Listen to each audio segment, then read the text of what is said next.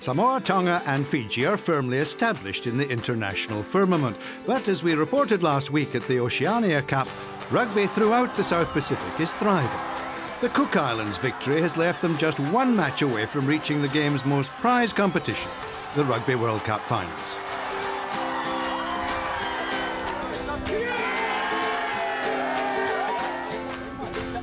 With a population of less than 20,000, the Cooks draw upon a limited pool of talent, but one of their players has shown what is possible, no matter your background.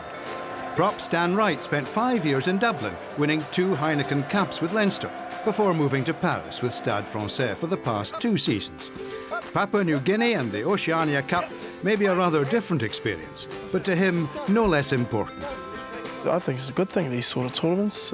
Guys from Tahiti, you never know. Solomon Islands, usually they just play PNG. Now they can play the Cook Islands, Tahiti.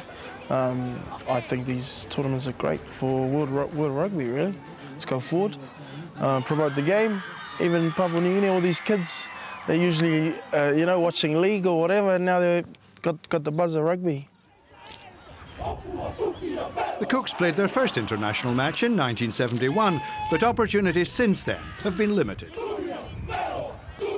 At the end of the day, the Cook Island rugby hasn't got that much money. Everything these days, you need money. You can always play with a coconut, but at the end of the day,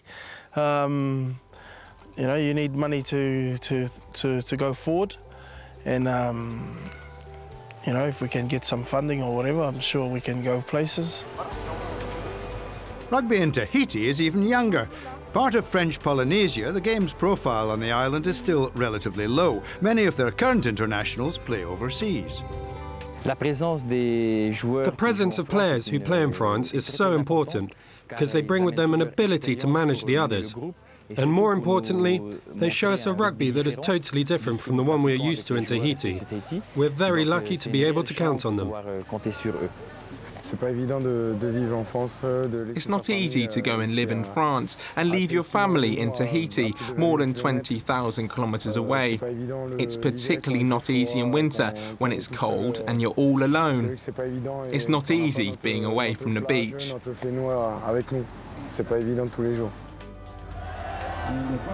Despite these hurdles, Tahiti are becoming increasingly competitive. After an opening loss to the Cook Islands, the eventual winners, they pushed Papua New Guinea close in their next match. This despite a difference of 36 places in the world rankings. And they lost by just a point to the Solomon Islands in their final game. Their French influence much in evidence. This is what enables us to stand out from the other Pacific countries.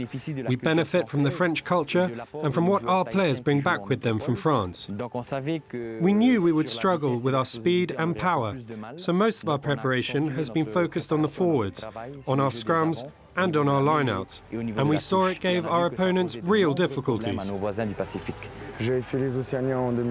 I took part in the Oceania Cup in 2006, and the difference between then and now is huge. We're seeing more and more young players emerge, and Tahitian rugby is starting to gain real importance in the region.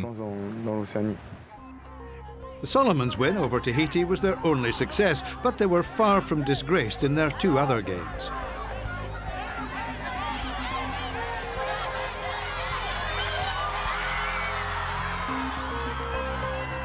It's developing. We've just started a development program there and bringing the young kids up through the ranks and that. It's a very physical game up there for the local guys and that. And it's a bit behind standards, but we're working on it, bringing it up. And competitions such as the Oceania Cup are essential if that growth is to continue. We need more exposure to this kind of level of rugby. With Serif, we're starting to look into doing tours to Australia and other Pacific islands to get more exposure to that kind of rugby. We've still got a long way to go, but we're slowly getting there.